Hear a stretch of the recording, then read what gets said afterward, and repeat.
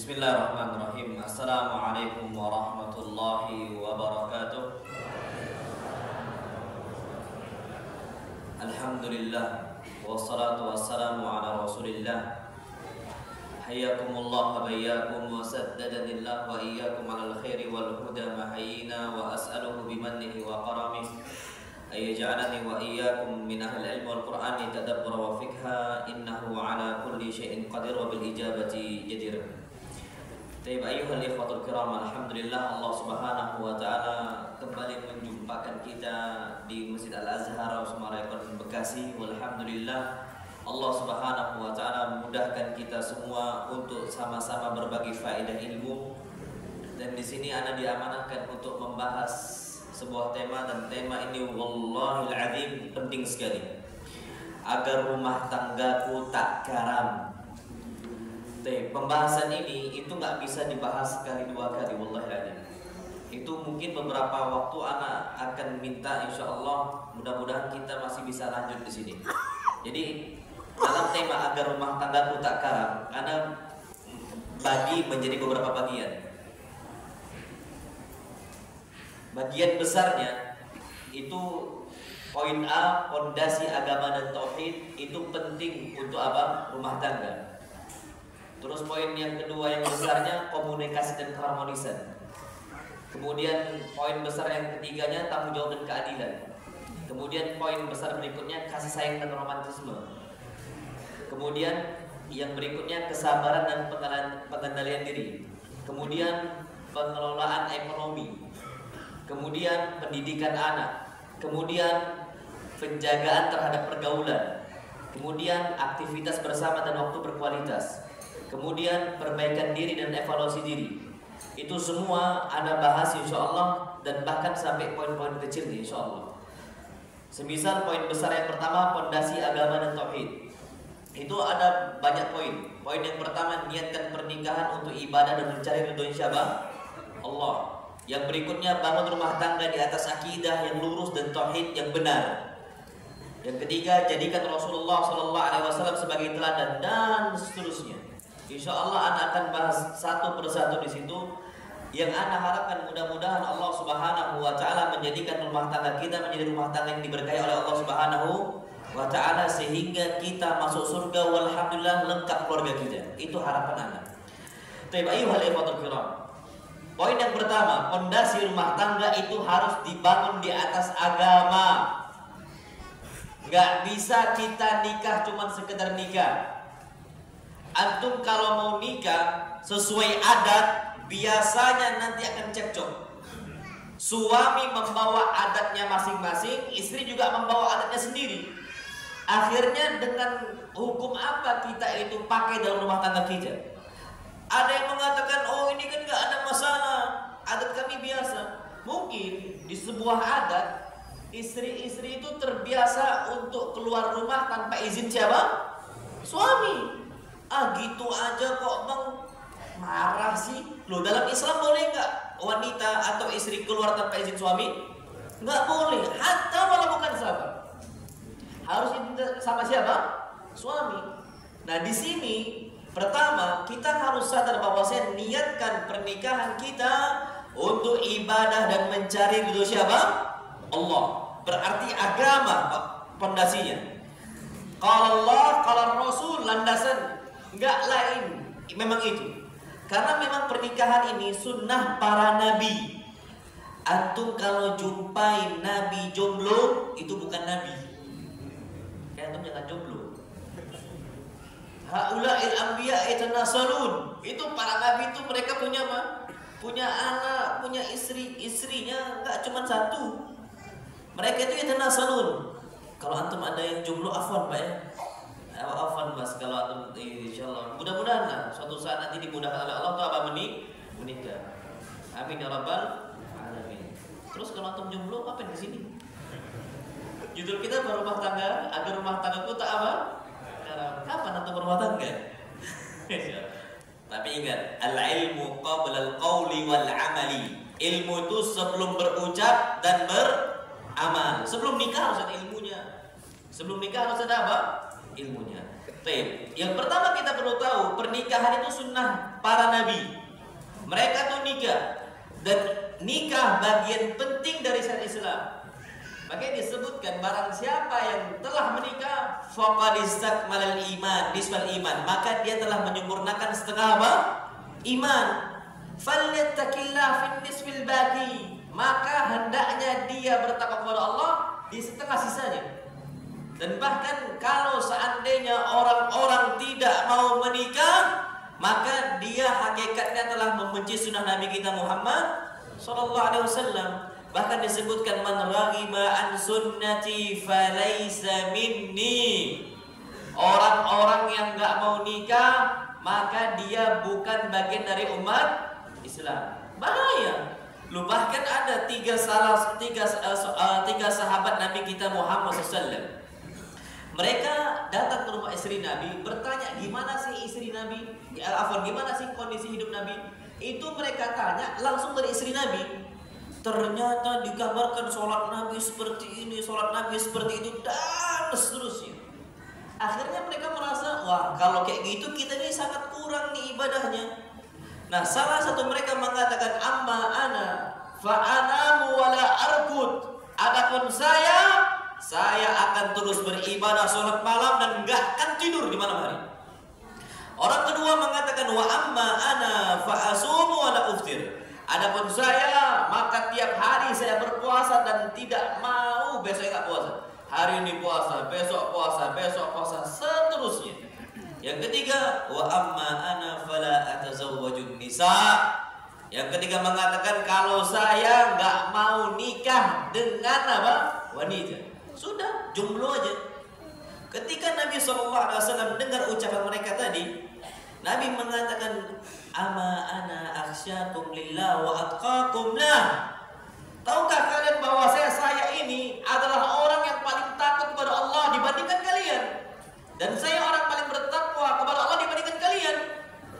Dan saya tidur, dan saya juga beribadah. Saya berpuasa, besoknya saya nggak puasa. Dan saya punya banyak istri. Berapa istri Nabi totalnya? 11. Kita satu pala pening.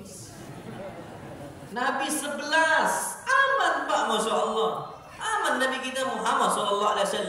Ini menunjukkan bahwa saya memang pernikahan itu sunnah Nabi kita Muhammad SAW. Dan bahkan istilahnya seluruh para Nabi juga menikah. Dan wallahi adim, nikah itu memang penting sekali. Gak usah jauh-jauh. Nabi Adam alaihi salam tinggalnya dulu di surga atau di dunia? Di surga dengan segala kenikmatannya. Nabi Adam tinggal mau A, mau B, mau C, ada semua di surga. Apa kata Allah? Fiha ma yasha'un. Penduduk surga akan mendapatkan apa saja yang mereka mau. Mereka inginkan A, dapat. Bahkan mereka mau buah mangga, apa kata Allah semisal? Qutufuha daniyah. Buah-buah di surga itu tinggal dipetik doang. Kalau kita dipanjatin. Ini enggak qutufuha daniyah. Dengan segala kenikmatan itu, tapi tetap Nabi Adam risau. Karena enggak ada apa? Istri. Risau. Sedih Nabi Adam sampai tidur. Allah kasih rezeki berupa pasangan yang Allah ciptakan min dila, dari tulang rusuknya siapa? Adam sendiri. Siapa dia? Hawa. Berarti hatta kita di surga pun dengan segala kenikmatannya, kita tetap butuh namanya istri, tetap butuh namanya pasangan. Makanya antum kalau di surga nanti masuk surga, kalau antum mati syahid, istri antum tuh 70 dari kalangan bidadari. Makanya kalau mau mati syahid lah. Biar dapat berapa? 70. Enggak apa-apa, di dunia satu. Si kok baik masa kita. Satu aja sudah. Nanti antum mati, kalau mati syahid, berapa dapatnya? 70. Dapat antum sudah insyaallah. Jadi wanita, istilahnya laki-laki ini memang butuh pasangan, harus nikah kita. Kalau di surga aja butuh pasangan, apalagi di mana? Di bumi, di dunia. Gak mungkin antum, enggak Ustaz, aman. Anak nggak perlu nikah, nggak. Bahkan Nabi larang tabatul. Tabatul itu istilahnya jadi orang tuh nggak lagi bisa produksi dia, apa ya diapain gitu, lupa nama istilahnya. Bahasa Arab itu tabatul, apa ya, di kayak domba diapain istilahnya? Kebiri, nah saya dikebiri. Nah Nabi larang betul untuk kebiri. Kasus seperti itu Nabi SAW haramkan. Nabi nggak suka umat Islam itu nggak ada apa? Nggak ada keturunannya. Jadi Allah kulil di sini, memang nikah itu sunnah Nabi kita Muhammad SAW. Kita kalau bisa nikah, tapi dibangun di atas apa? Islam rumah tangga tadi. Karena memang Islam nikah itu bukan adat, nikah itu bukan kebiasaan, nikah itu bukan taqalid, tapi nikah itu ibadah. Maka kalau ibadah, bangunlah ibadah tersebut di atas qala Allah dan qala Rasul. Itu patokannya. Jangan pakai hawa nafsu. Baik warisan kah dia, rumah tangga kah dia, pakai pokoknya intinya ibadah kepada Allah Subhanahu wa taala di atas apa tuntunan Nabi kita Muhammad sallallahu alaihi wasallam. Baik, berikutnya ketika kita ini bangun rumah tangga, baik Ustaz, kami udah berumah tangga nih. Terus gimana? Ya sudah, perbaiki dari sekarang. Yang berikutnya, yang kedua, pentingnya niat yang benar. Maksudnya apa? Ikhlas. Hatta dalam pernikahan, aslinya ikhlas itu penting dalam setiap perbuatan. Terutama ibadah yang paling panjang. Ibadah apa? Nikah. Pak, wallahi kita itu berharap nikah itu sampai seumur hidup ya. Sampai itu terjalin, nggak ada namanya perceraian, tidak ada namanya gugat cerai. Itu harapan kita. Tapi kalau memang itu inti yang kita harapkan, maka sambunglah pernikahan kita sampai abadi, bahkan sampai ke surga nanti, itu di bawah naungan Allah Subhanahu wa taala. Jadi mau nggak mau itu ikhlas itu penting. Untuk apa antum nikah? Karena kadang-kadang ada orang-orang itu nikah itu cuma untuk kamuflase saja. Orang gay nikah biar nggak ketahuan apa? Gaynya ada nggak itu? Ada. Dan beberapa ustadz tuh cerita kok kondisinya, ummahan cerita suaminya nggak pernah menggaulin dia sampai bertahun-tahun. Rupanya apa? Gay. Pedang lawan pedang. Ya Allah, Allahuadzim, itu akalnya itu udah rusak, akalnya rusak, fitrahnya rusak semuanya. Dan sekarang LGBT ini, istighlaladzim, itu betul-betul dipromosikan oleh mereka. Dan bahkan anak kalau bahas di Facebook, bahas LGBT ya, di Instagram habis kena ban gitu. Udah beberapa kali ada kayak gitu. Bahas tentang LGBT aja udah langsung cepet banget tahu dia. Mau kita pakai G4Y tahu dia. Mau kita sensor kayak manapun, naudzubillah, saking mereka tuh berusaha promosi LGBT itu diapain? Disebarluaskan. Ya sudah, akhirnya orang nikah itu cuma kamuflase saja untuk menutupi. Nah, kalau kita nikah memang untuk taati Nabi kita Muhammad sallallahu alaihi wasallam. Bahkan perintah Nabi kita Muhammad SAW, tazawwaju al-walud al-wadud, nikahilah istri-istri kalian yang subur dan penyayang. Harapan Nabi berarti kita punya anak yang apa? Yang banyak. Oh kita ya berarti dengarkan Nabi kita Muhammad SAW, nikah itu. Makanya antum kalau nikah cari wanita yang subur. Apa kata para ulama? Gimana antum tahu nikah itu wanita itu subur? Kan perintah Nabi, tazawwaju al-walud al-wadud, nikahilah wanita yang apa? Subur dan penyayang. Kalau penyayang ma'ruf, bisa lah kita tahu. Kalau subur gimana caranya? Lihat keluarganya. Kalau seandainya keluarganya nih, oh dia 12 bersaudara, insya Allah dia apa?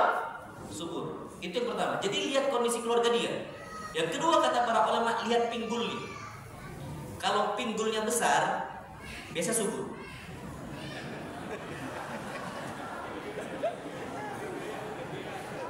Tapi jangan pula pas antum nazar berdirilah. Ini besar nggak ini kan? Enggak. Antum tanya umi antum, Umi, ibu, coba umi lihat pinggulnya si Ahwat nih besar nggak? Ah itu boleh. Kalau antum pas nazar, antum lihat apa? Pinggulnya janganlah, nggak akan ada yang mau Ahwat berdiri kayak gitu. Cuman mau dilihat apa? Pinggulnya. Tapi memang biasanya orang-orang yang pinggulnya besar itu subur dia. Dari mana tahu? Kitab ulama lah. Ada nggak berani ngomong gua. Itu memang dinukilkan dari kitab-kitab para ulama. Itulah cara kita tuh mengetahui orang ini subur. Berarti memang nikah ini dari Nabi kita Muhammad Sallallahu Alaihi Wasallam. Jadi memang ibadah. Nah itu butuh keikhlasan. Makanya Pak, kalau antum nggak ikhlas dalam pernikahan ini, cepat runtuhnya. Cepat apa? Runtuhnya. Apalagi was-wasnya itu tuh datang dari mana-mana. Dan bahkan hadis Nabi secara khusus, Nabi katakan sallallahu alaihi wasallam, inna iblisa yada'u 'arsyahu 'alal ma'. Sesungguhnya iblis meletakkan singgasananya di atas lautan. Tsumma yab'atsu saraya. Kemudian iblis kirimkan pasukan-pasukannya, bala tentaranya dikirimkan sama iblis. Jumlah banyak. Ternyata ada beberapa pasukan datang kembali kepada iblis. Dia mengatakan, "Ya iblis, aku telah berbuat ini, berbuat itu." Apa kata iblis? "Ma sana'ta syai'a." Engkau belum berbuat apa-apa. Itu masih kecil. Tapi Pak, ada satu syaitan yang mengatakan, "Ya iblis, ma taraktuhum hatta farraqtu bainar rajul wa imra'atihi." Wahai iblis, tidaklah saya tinggalkan Bani Adam. Saya datang ke sini kecuali saya telah pisahkan seorang laki-laki dari siapa? Istrinya. Oh, ni'ma syaitani anta, kata iblis. Sebaik-baik syaitan engkau. Berarti memang na'udzubillah tsumma na'udzubillah, programnya iblis gimana suami istri bisa berpisah. Itu dia, Pak. Nah, kalau kita nggak ikhlaskan niat kita betul tulus untuk Allah, nggak akan sabar kita menghadapi siapa pasangan. Contoh, suami menghadapi istri itu bengkok betul, tapi ternyata istri bukan sekedar bengkok, istri itu super bengkok. Istri itu super bengkok, Pak. Siapa yang ngomong? Nabi. Apa kata Nabi kita sallallahu alaihi wasallam? Innal mar'ata khuliqat min dila'. Yang namanya wanita diciptakan dari tulang dan rusuk. Wa inna a'waja syai'in fid dila'i a'la. Dan ternyata tulang rusuk yang paling bengkok bagian apa? Atasnya. Itulah wanita. Berarti super apa? Bengkok. Kadang-kadang antum nggak nyambung bicara sama wanita. Antum bicara sama istri, mau kemana? Terserah abang lah. Antum bawa ke tempat warung bakso, kok kesini bang? Lu katanya terserah. Ya nggak kesini juga gitu. Antum tahu ini super bengkok. Antum kalau nggak sabar, antum campakkan motor itu. Tapi memang antum harus apa? Sabar. Bismillah, ikhlas. Allah, ini memang super bengkok. Shadaqa Rasulullah. Rasul tak baju jujur. Antum sampaikan. Memang harus ikhlas. Makanya kalau anak-anak muda, itu kan anak-anak muda nih datang, Ustaz, anak kira nikah tuh enak. Ya antum dengar dari siapa? Kalau antum dengar dari para ulama, ustaz-ustaz kita, Ustaz Syafiq dan sebagainya, antum kan kemakan sama jokes orang, nikah itu ternyata nggak enak, tapi enak banget gitu kan? Itu jokes bapak-bapak. Kalau ustaz ngomong enggak, nikah tuh tanggung jawab. Apa? Tanggung jawab, letih, capek. Akhirnya antum semangat nikah tanpa antum pelajari kitabun nikah dalam kitabul fikih. Antum nggak belajar bab nikah dalam kitab apa? Fikih. Tahunya enak doang. Wih, rupanya cobaannya berat. Kalau nggak ikhlas habis kita, Pak. Wallahi habis.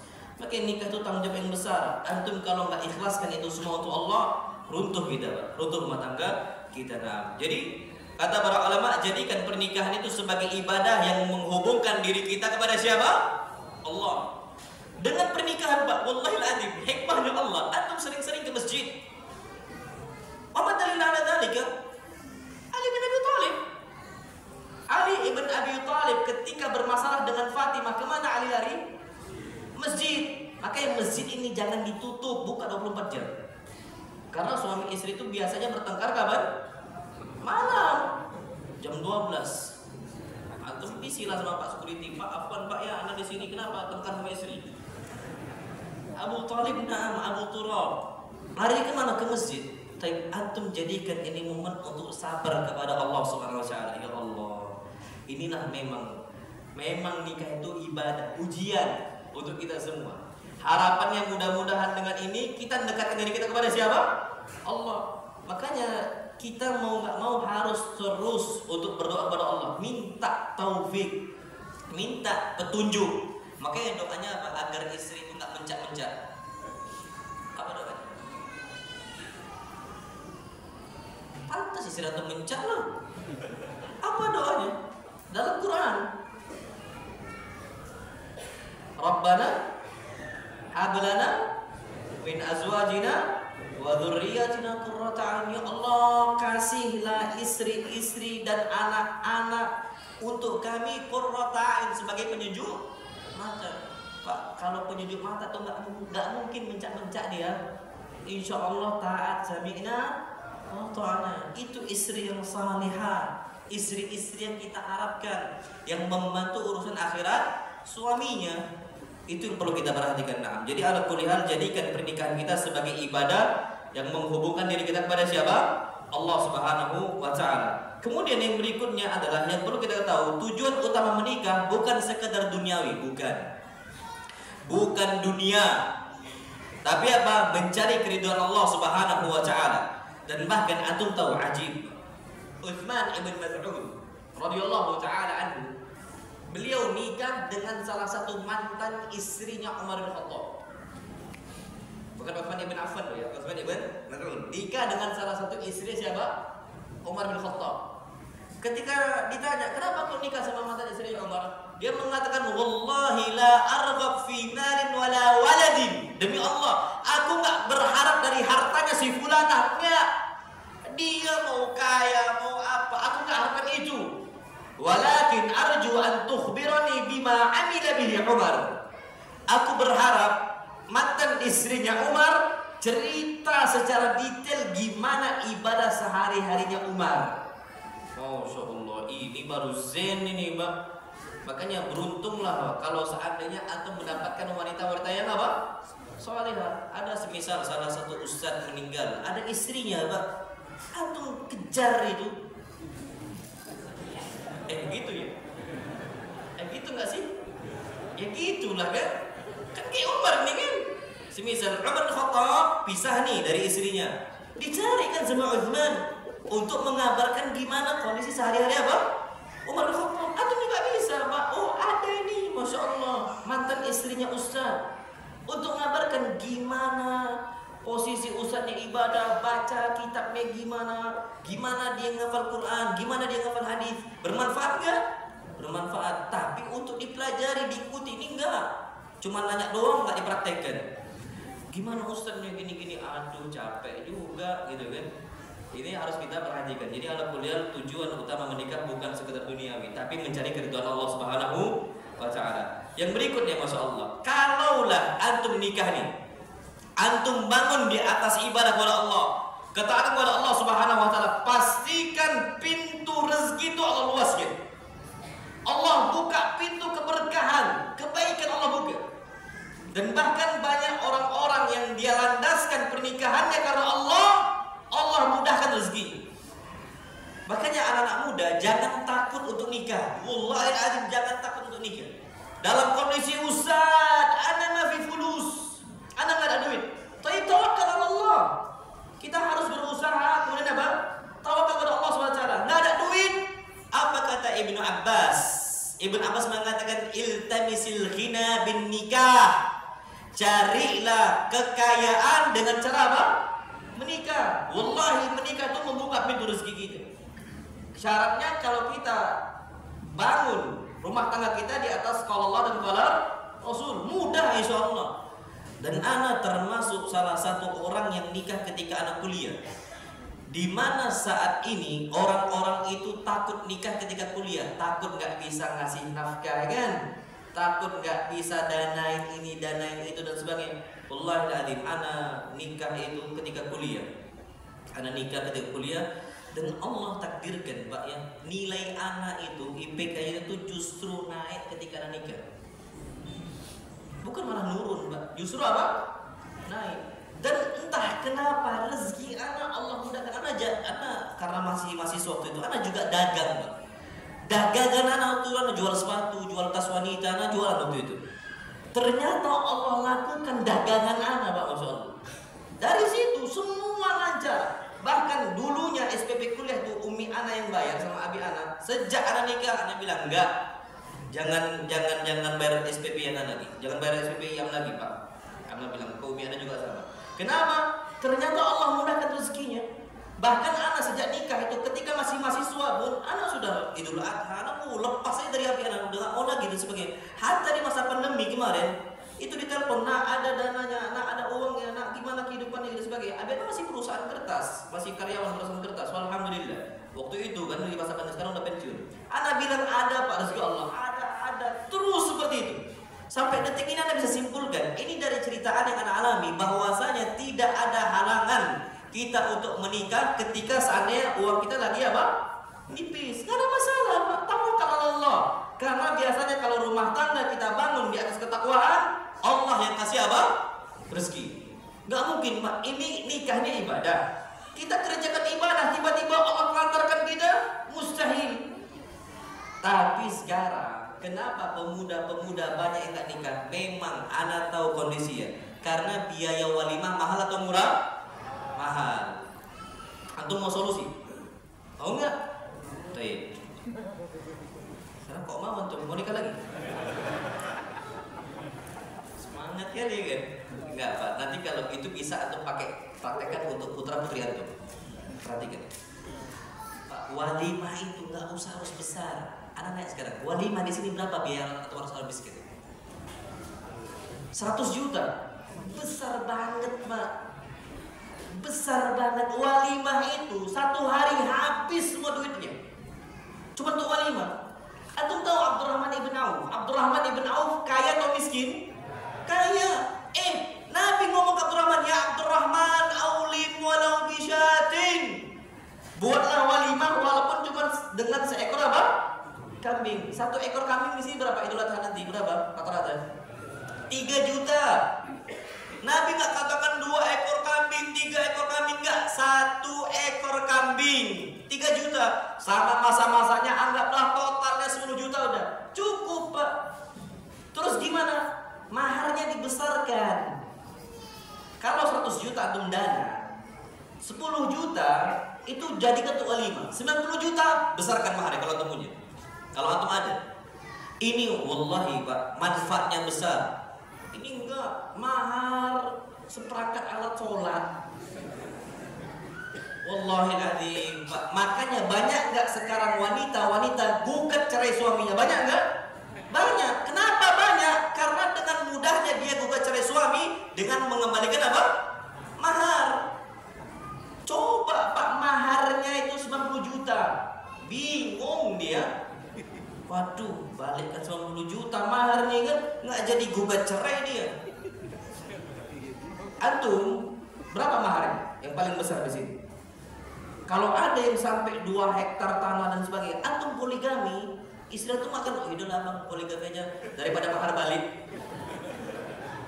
Betul nggak Bu? Betul. Iya. Jadi yang antum harus perhatikan mahar yang tinggi. Makanya Khadijah itu disebutkan maharnya Khadijah dari Nabi kita Muhammad SAW itu puluhan onta. Anggaplah 10 onta. 1 onta tuh anggaplah sekarang sapi berapa harga sapi sekarang? 20 lah, 20 juta. 20 kali 10 berapa total? 200 juta. Itu mahar. Itu baru mahar. Bukan seperangkat alat sholat. Kalau seperangkat alat sholat Pak, dengan gampangnya dibalikkan. Anggaplah nggak usah besar-besar, 30 juta aja itu istri antum akan merasa bangga. Jadi solusi anak walimah itu jangan besar-besar. Terus gimana? Nikah di rumah antum, undang tetangga-tetangga doang sudah. Antum umumkan sekarang, apalagi sekarang udah ada sosial media, pernikahan udah terjadi, akad ini akad itu selesai. Antum undang yang apa? Di tetangga-tetangga antum, nggak usah besar. Ini bangunannya aja udah mahal. Ininya lagi cateringnya semua dan sebagainya habis Pak. Nah kalau walimah cuma 10 juta, banyak gak pemuda yang nikah hari ini? Banyak. Mana yang muda? Iya, anak yakin Pak, yang masih jomblo sejati itu, anak yakin kalau dikumpulkan untuk bantuin dia nih, cukup hari ini juga nikah dia. Tapi ternyata karena sekarang kebiasaan masyarakat tuh nikah tuh dengan apa? Yang mahal. Akhirnya bukan yang malah ridho Allah yang dapatkan, malah rusak rumah tangganya. Jadi antum harus perhatikan pernikahan itu kalau dibangunkan di atas niat ibadah, Allah akan buka pintu apa? Keberkahan. Gak usah takut nikah. Gak usah takut. nikah lah, insya Allah pintu rezeki akan Allah bukakan untuk kita. Kemudian yang berikutnya, antum harus sadari agar rumah tangga kita itu betul-betul terjaga, jadikan pernikahan sebagai sarana menjaga diri kita dari godaan maksiat dan sarana diri kita untuk memelihara kehormatan diri kita. Makanya yang masih muda disuruh untuk apa? Nikah. Ya ma'syarus syabab, wahai para pemuda. Makanya ya Allah Akbar, ana tuh kemarin beberapa waktu lalu nikah. Nikah lagi. Kajian, ana ngisi kajian. Ana nanya nih sama muda-muda, kenapa antum belum nikah? Jawabannya kaget ana, karena masih muda Ustaz. Loh, yang muda itu disuruh apa? Nikah. Kalau yang tua syahwatnya udah lemah, nggak butuh apa? Nikah. Sudah tua. Kalau masih muda itu justru diperintahkan tuh apa? Nikah. Berarti dia itu nggak sadar bahwa pernikahan itu memang untuk menjaga hawa nafsunya, menjaga diri dia, akhirnya izzahnya terjaga, ifahnya terjaga dan sebagainya. Jadi bukan orang-orang yang murahan gitu loh. Bukan orang-orang yang murahan. Makanya perintah Nabi, ya ma'syarus syabab, wahai para pemuda, man istata'a minkumul ba'ata, barang siapa dari kalian yang sudah bisa ba'ah, yang bisa nafkahin. Ingat, ba'ah itu yang bisa nafkah, dan nafkah itu cuma 3. Al-it'am, ngasih makanan. Yang kedua, al-maskan, ngasih tempat tinggal. Yang ketiga, al-kiswah, ngasih pakaian. Kalau antum udah bisa ngasih pakaian untuk istri sehingga menutup auratnya istri, antum bisa ngasih makan sehingga tidak menjadikan perut istri itu lapar, dan antum bisa kasih tempat tinggal, akhirnya istri antum bisa bermalam di situ, antum sudah diperintahkan oleh Nabi untuk apa? Nikah. Karena untuk menjaga ifah kita, Pak, untuk menjaga apa? Kehormatan diri kita. Kalau udah mampu falyatazawwaj. Apa alasan Nabi kita sallallahu alaihi wasallam? Fa innahu aqaddu lil basari.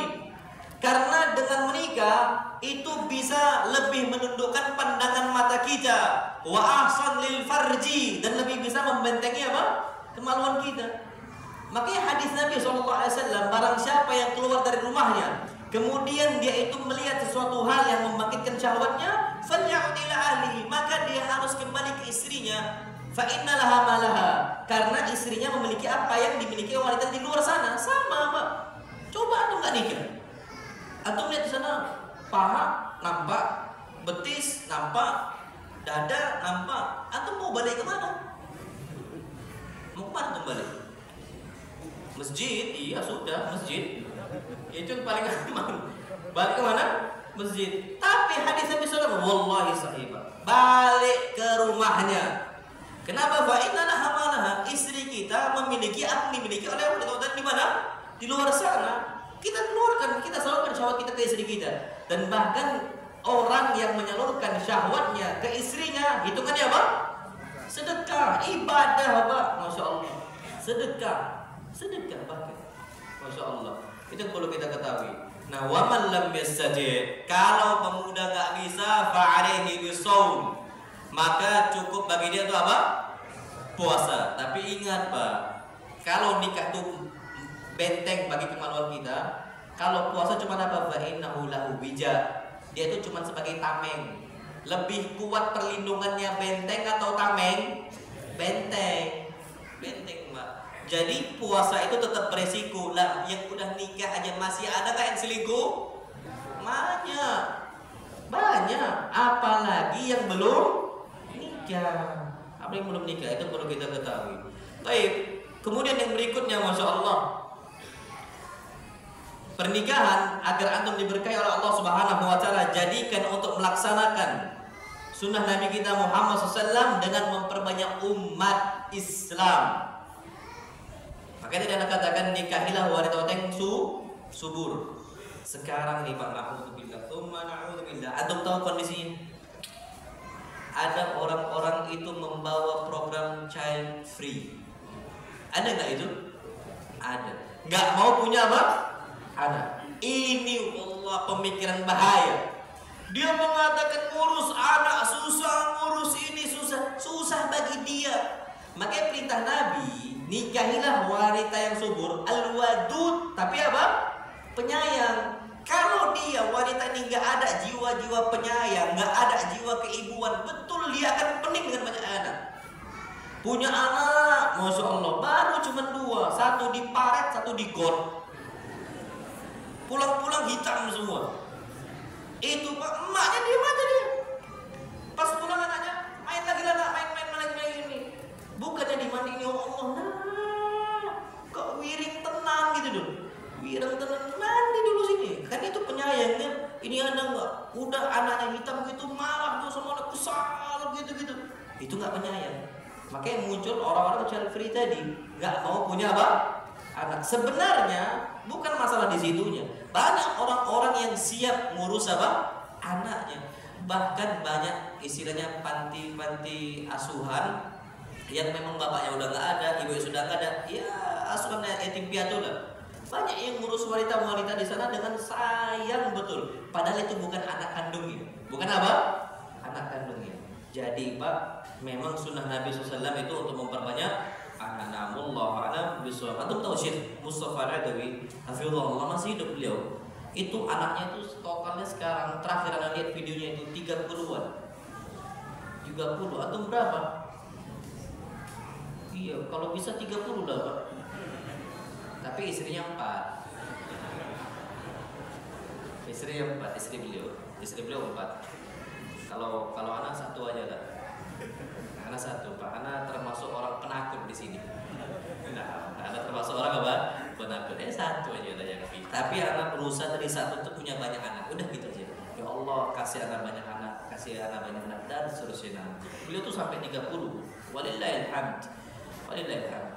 Kemudian masya Allah, yang perlu kita ketahui adalah memilih pasangan hidup itu harus berdasarkan agama. Ini poin penting. Kalau antum mau langgeng, cari yang agamanya baik, akhlaknya. Bukan hanya karena kecantikan ataupun karena harta. Dan ini sesuai anjuran Nabi kita Muhammad SAW. Cari wanita-wanita yang akhlaknya baik. Ana mau nanya sama antum sekarang.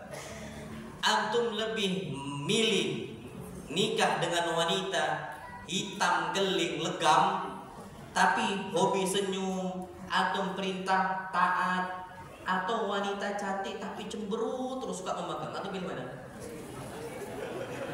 Cantik taat, aduh. Kan cuma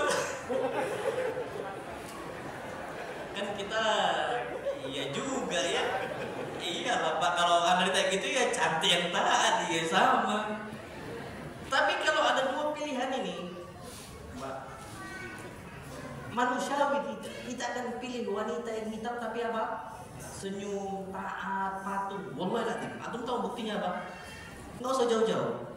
Kalau tetangga kita bawaannya dia orang biasa aja, tetangga kita ini bukan orang yang rupawan, bukan orang yang cantik, tapi sama kita senyum dan sebagainya, itu Pak antum lebih senangi dibandingkan mereka ini rupawan atau mereka dicantik tapi cemberut terus sama kita, ya kan?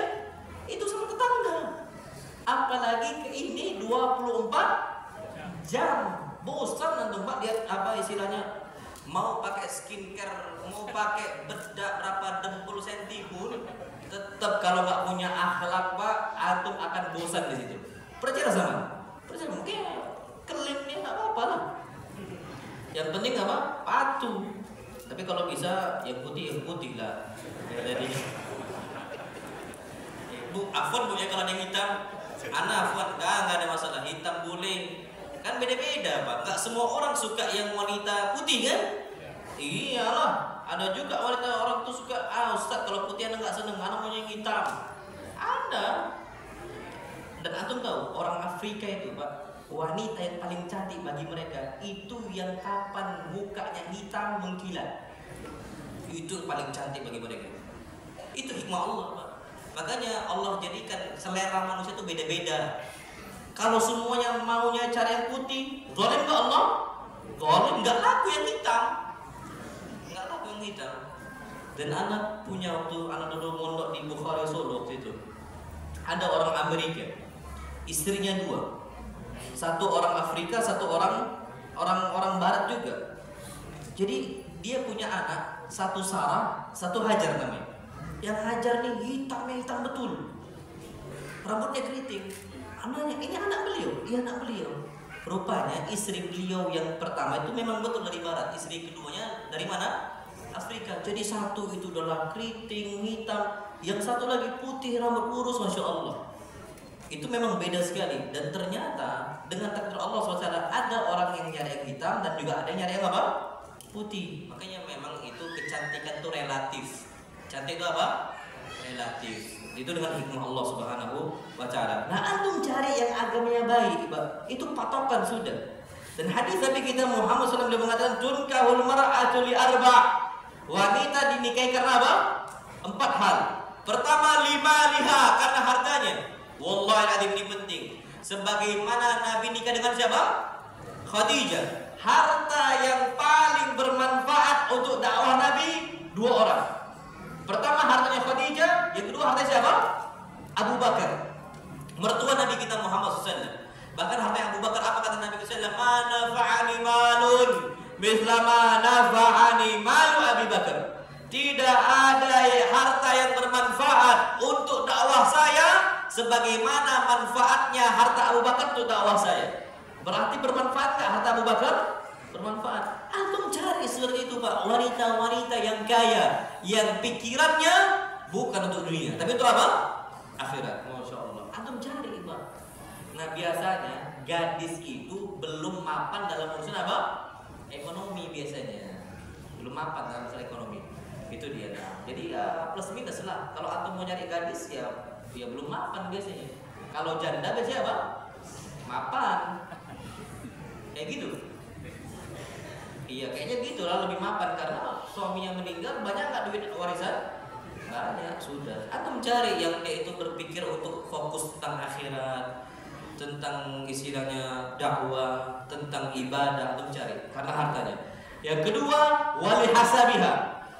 Antum nikah dengan istri antum, kriteria kedua cari yang nasabnya baik. Antum tahu nasab yang baik itu bukan darah biru gitu maksudnya, bukan. Antum cari yang bapaknya soleh.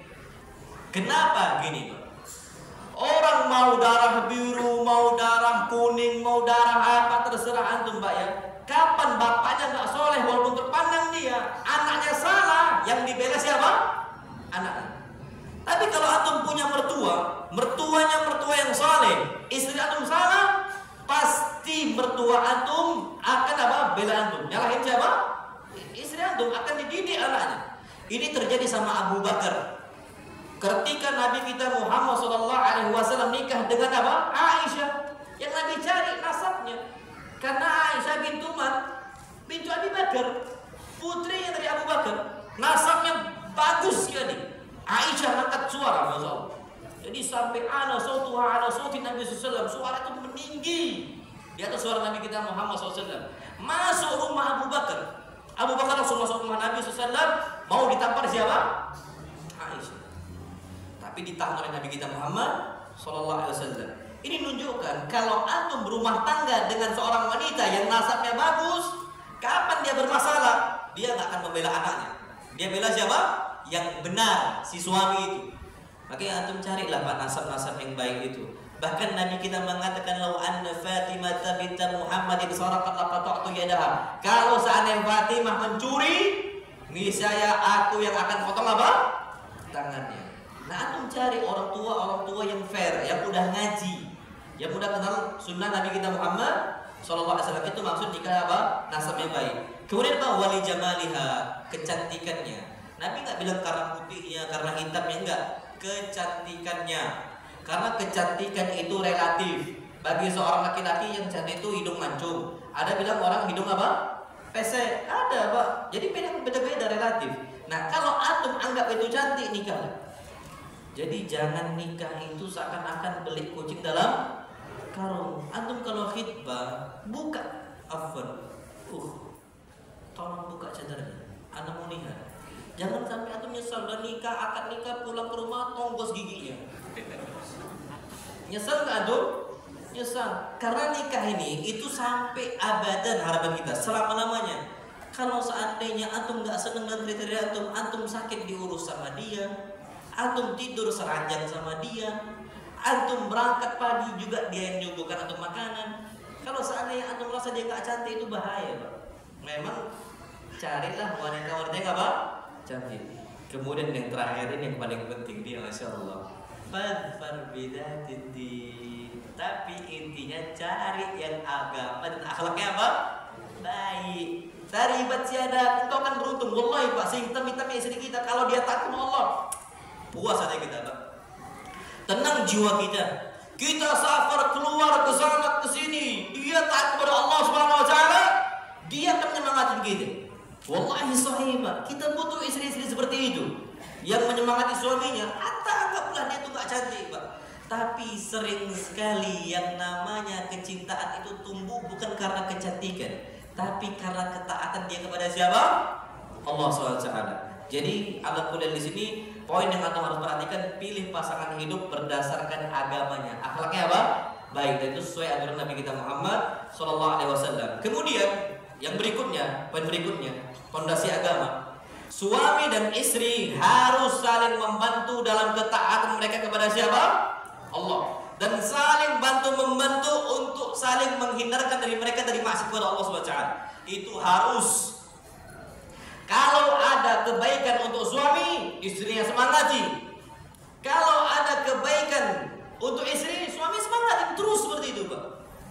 Kenapa? Karena ada satu hadis Nabi kita Muhammad SAW belum mengatakan liyattakhidha ahadukum qalban syakiran wa lisanan dzakiran wa imra'atan tu'inuhu ala amril akhirah. Hendaknya kalian memiliki 3 hal.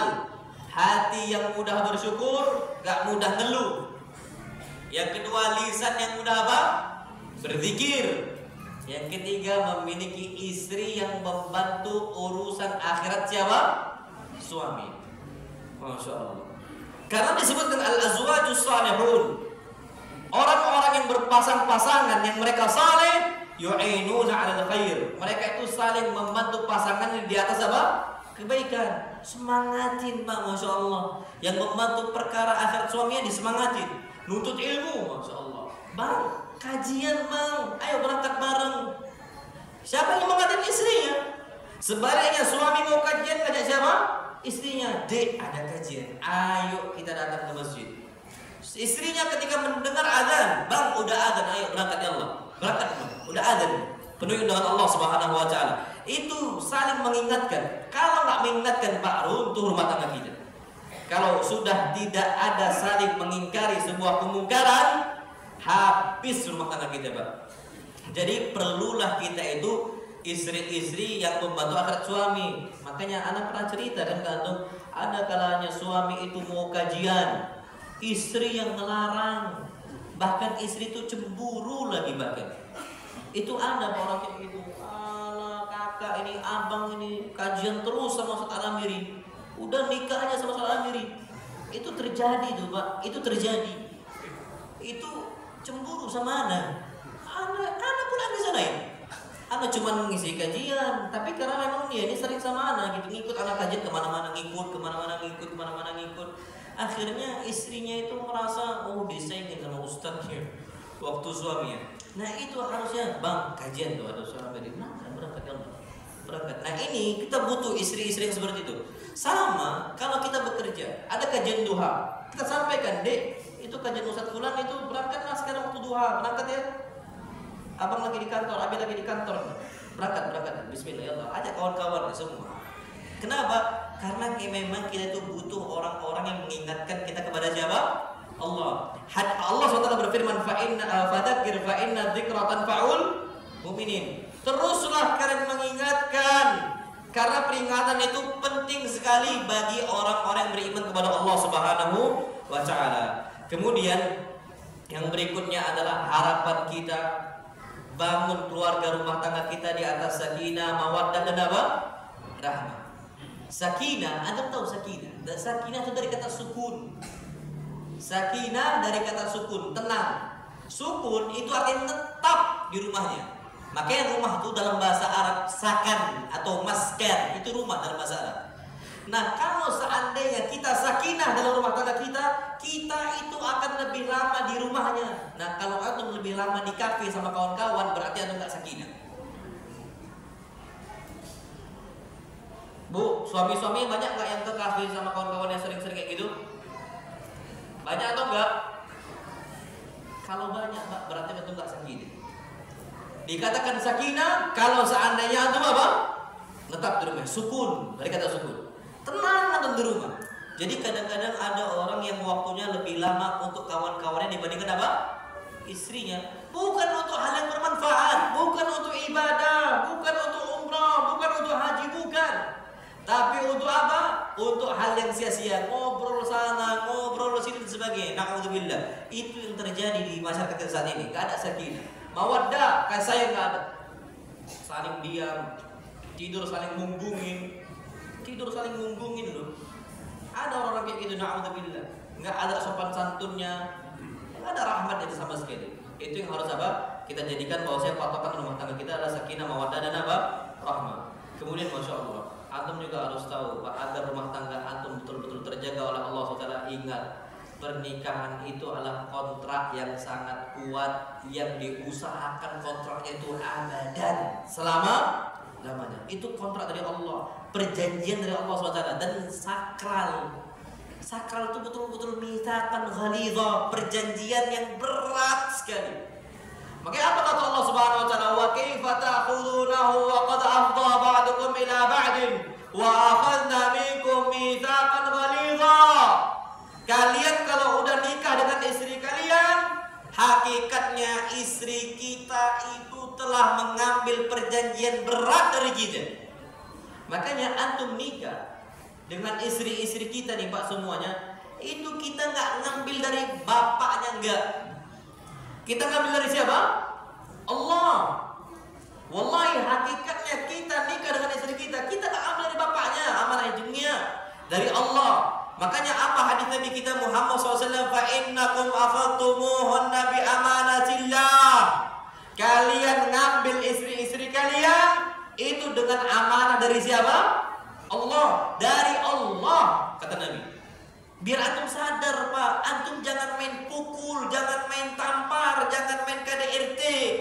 Itu tuh amanah bukan dari bapaknya. Kalau dari bapaknya antum mungkin remehkan. Siapa bapaknya? Dia mungkin orang miskin, bapaknya bukan orang siapa-siapa. Tapi semiskin-miskinnya mertua kita ngambil bukan dari mertua kita. Dari siapa? Allah. Allah Maha Kaya, Allah Maha Lihat, Allah yang ciptakan istri kita. Jangan main tampar-tampar aja. Antum harus sadar itu Pak. Berarti pernikahan itu mitsaqan ghalidha. Memang sakral betul, perjanjian berat sekali. Dan kita mengambil dari siapa? Allah SWT. Dan bahkan apa? Wastahlaltum furujahunna bi kalimatillah. Kalian halalkan istri kalian sehingga bisa disetubuhin. Yang awalnya zina, kalau udah nikah itu dihalalkan dengan kalimat dari siapa? Allah. Kalimat apa? Mertua kita mengatakan uzawi juga. Zawwajtuka wa ankahtuka binti fulanah bintu fulan bimahri kada wa kada halan. Antum langsung ngomong qabiltu nikah wa tazwijaha bimahrin madhkurin halan. Saya terima nikahnya fulanah bintu fulan dengan mahar tersebut dibayar utang. Tunai lah. Dibayar apa? Tunai. Sah. Itu kalimat yang buat siapa? Allah. Itu akad itu yang buat lafal itu Allah Subhanahu wa taala, syariat Allah Subhanahu wa taala. Allah yang memerintahkan harus ada lafal akad. Dan bahkan disaksikan berapa orang? 2 orang laki-laki yang saleh, yang adil. Itu memang betul-betul dipersaksikan Pak, biar kita tuh tahu bahwa nikah ini bukan sembarang nikah. Tapi memang kita tuh mengambil amanah dari Allah Subhanahu wa taala. Dan akhirnya banyak manusia-manusia yang enggak amanah. Wallahi banyak. Amanah nih banyak diambil oleh manusia. Yang mana amanah-amanah ini nggak pernah diambil oleh langit, bumi, gunung, nggak. Takut mereka semua. Bahkan apa kata Allah Subhanahu wa taala? Inna aradna al-amanata 'ala samawati wal ardi wal jibal. Kami berikan amanah untuk langit-langit, bumi dan gunung untuk apa? Memikul syariat. Fa abaina ayyahmilnaha. Mereka nggak mau ngambil aman, tuh berat sekali tabungannya. Yang ternyata ngambil siapa? Manusia. Wa hamalal insanu wa kana al-insanu zaluman jahula. Dan ternyata manusia itu betul-betul zalim dan jahil. Antum tahu kezaliman manusia? Nikah tanpa belajar. Nikah nggak pernah buka kitab nikah. Ujung-ujungnya zalim sama istri. Ini zalim banget, bro. Yang kedua, jahula. Ada kesempatan mau belajar, dia belajar tapi jahil dia. Nggak mau tahu urusan itu. Ini terjadi sama manusia, Pak. Makanya kalau nikah tuh pelajarin dulu, kita menikah khatamin. Makanya ustaz-ustaz kami dulu ketika kami mondok belajar kitab Al-Wajiz. Dari kitab Taharah, kitab Shalah, kitab Zakat, kitab Siyam sampailah ke kitab nikah. Kitab nikah dilewatin. Kenapa? Jangan sampai antum selesai kitab nikah, antum nikah habis ini. Masih mondok dilewatin kitab nikah. Kapan kami belajarnya? Udah di ujung. Kalau udah ujung tsanawi, ujung SMA baru dipelajari. Memang mau nggak mau orang nikah itu harus belajar kitab nikah. Kalau nggak antum apa? Zalim. Ini enggak, Pak. Kitab nikah belum selesai, udah bahas kitab ta'addud. Bab apa? Poligami. Kitab nikah belum selesai. Tiba-tiba mau ustaz bahas aja poligami, ustaz ta'addud, langsung loncat. Nah, ini kan ngawur. Itulah wa amal al-insan wa kana al-insanu zalimun jahula. Itulah manusia betul-betul zalim dan apa? Dan jahil. Kemudian yang berikutnya, agar rumah tangga antum betul-betul sakinah, mawaddah dan rahmah, memohon kepada Allah agar diberikan pasangan dan keturunan yang menjadi penjujuk mata kita. Tadi Anda katakan apa? Rabbana hab lana min azwajina wa dzurriyyatina qurrata a'yun. Anak-anak juga sama. Antum minta anak-anak yang taat kepada Allah, yang rajin ibadah kepada Allah Subhanahu wa taala. Karena mereka lah ini yang akan dinaungi oleh Allah. Pada satu hari tidak ada naungan kecuali naungan siapa? Allah.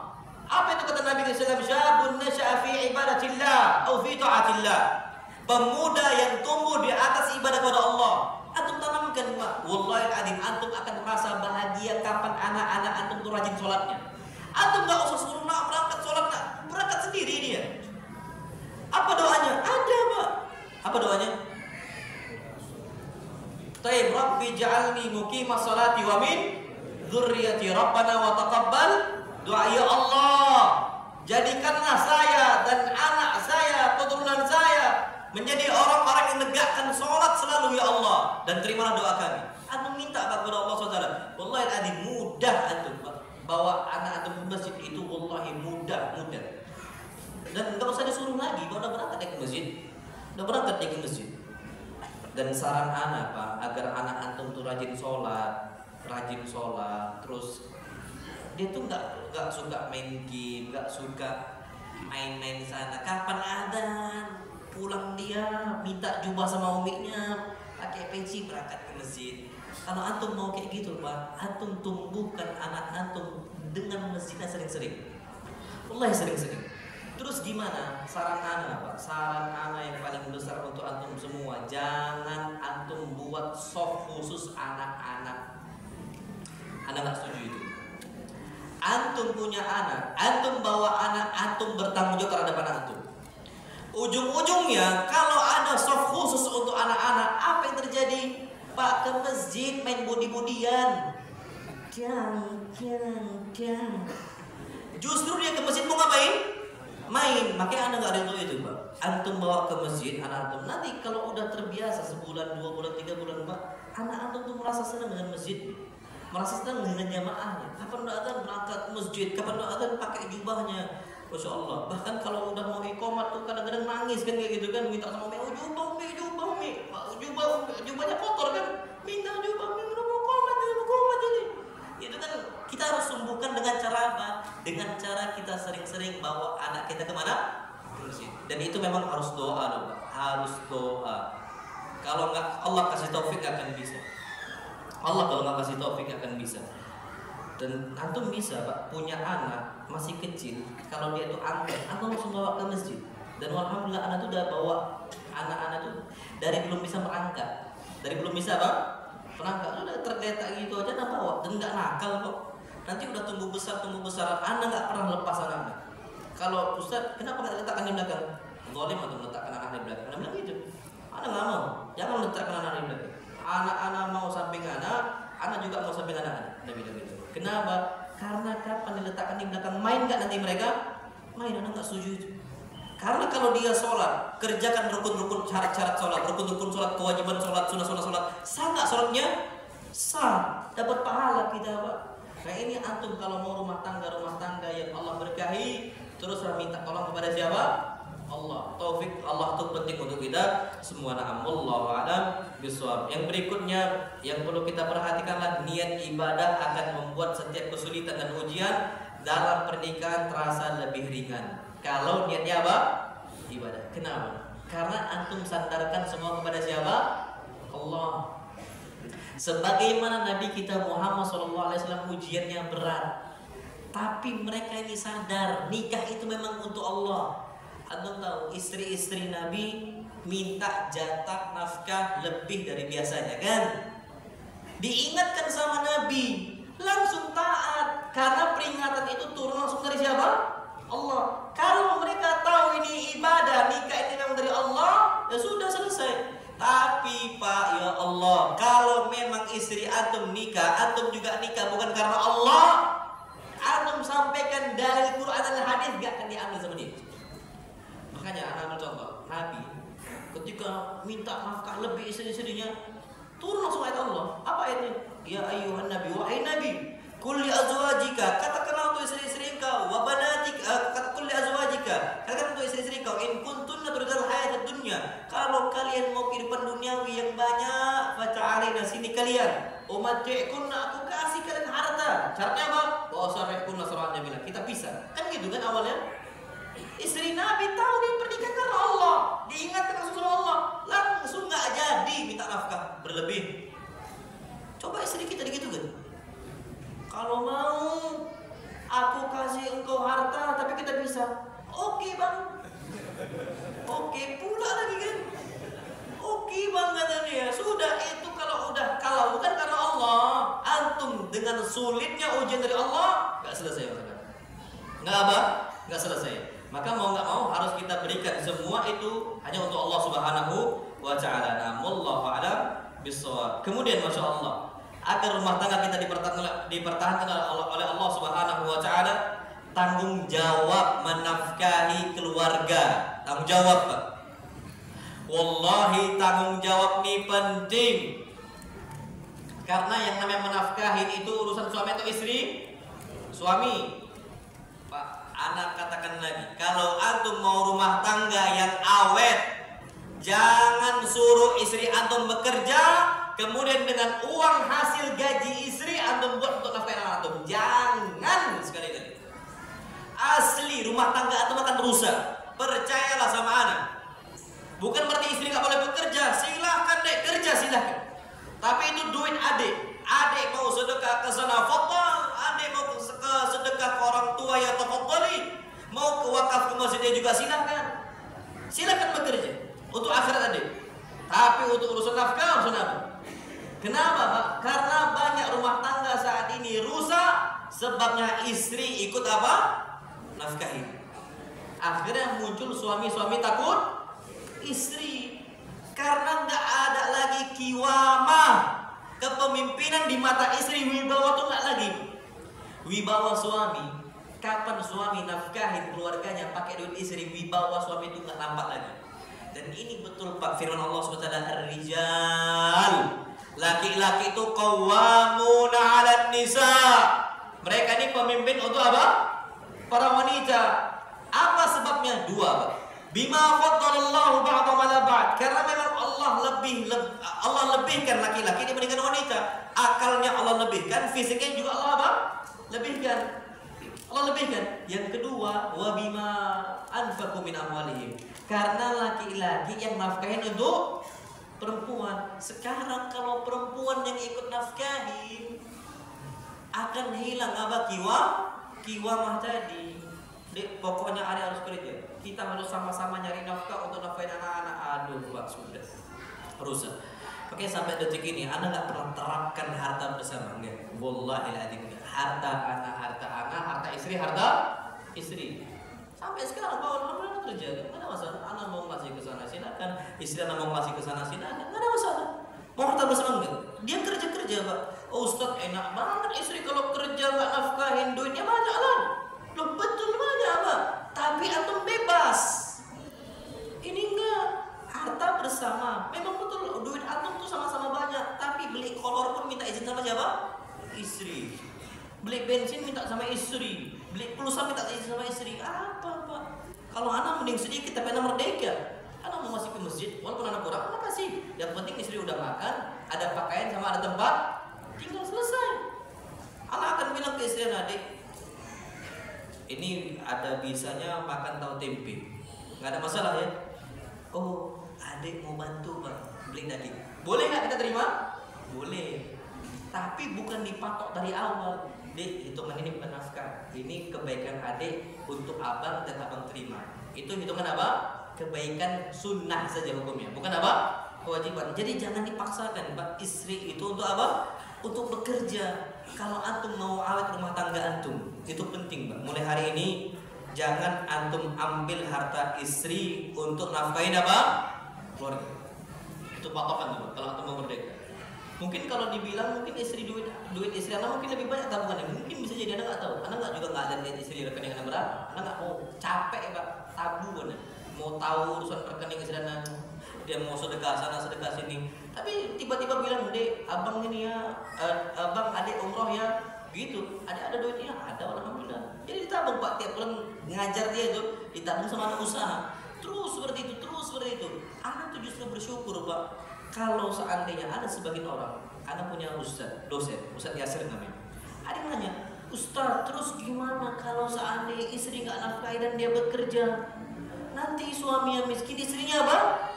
Kaya. Apa kata Ustaz Yasir tadi? Ya kalau istri meninggal kan ujungnya untuk antum juga warisan. Tapi jangan berharap kapan lah matinya dia, kapan matinya nggak boleh Pak, nggak boleh. Tapi kalau istri kaya meninggal, larinya juga ke siapa? Ke suami. Tenang Pak, dapat kita insya Allah. Nggak perlu takut rezeki Allah Subhanahu wa Ta'ala. Itu perlu kita ketahui. Jadi nafkah kalau antum mau awet itu dibeban tangannya siapa? Suami. Jangan istri paksa. Wallahi jangan. Dia mau jualan skincare, mau jualan di toko hijau, toko hitam, toko oranye, terserah dia Pak. Duit dia banyak nggak ada masalah. Anak tuh bersyukur kalau istri sedekah sana, sedekah sini, sedekah sana, sedekah sini, bersyukur Pak. Jangan hasad, nggak boleh hasad. Jangan hasad sama istri. Banyak duit itu jangan. Justru antum bahagia, istri duitnya apa? Banyak. Antum bahagia. Nah, wallahu a'lam bishawab. Kemudian yang berikutnya, antum harus sadar pendidikan anak sesuai ajaran Islam adalah ibadah yang dihitung pahala jariah oleh Allah. Karena ulangi, pendidikan anak di atas agama Islam itu hitungannya sedekah apa? Jariah. Berarti mau nggak mau antum usahakan didik anak di atas apa ajaran Islam. Usahakan Pak. Nah inilah penyakitnya, na'udzubillah tsumma na'udzubillah. Banyak bapak dan ibu yang memiliki anak, anaknya langsung diajarkan ngaji surat Al-Fatihah oleh Ustadz TPA. Ini kerugian besar. Pertanyaannya sekarang, antum bisa nggak baca Al-Fatihah? Bisa. Kalau bisa, kenapa nggak antum ajarkan anak antum? Ujung-ujungnya kapan anak baca Al-Fatihah? Pahalanya ngajar untuk bapak ibunya atau ustadznya? Ustadznya, karena ad-dalu 'alal khairi kafa'ili. Orang yang menunjukkan kepada kebaikan, maka dia seperti mendapatkan pahala orang mengerjakannya. Nah, kalau seandainya Al-Fatihah itu besar sekali, kita semua bisa, Pak. Kalau Al-Baqarah iyalah Ustadz TPA betul. Tapi kalau cuma Al-Fatihah, antum semua bisa. Ini hitungannya sedekah jariah. Jangan langsung main, udahlah serahkan sana, serahkan sini, serahkan sana, serahkan sini. Enggak, Pak. Yang antum mampu, ajarkan anak antum. Yang antum nggak mampu, baru antum apa? Sekolahkan ke sekolah sunnah. Nah sekarang mulai lagi muncul polemik. Oh enggak anak nggak mau didik anak-anak masukkan ke sekolah sunnah mahal. Dusta itu Pak. Sekolah sunnah tuh banyak yang murah. Siapa yang bilang sekolah sunnah tuh mahal-mahal tuh siapa? Enggak Pak, antum buka di Facebook sekolah sunnah murah. Bahkan yang gratis pun muncul. Jadi kalau antum generalkan Pak semua sekolah sunnah mahal, zalim betul Pak. Nggak adil itu namanya.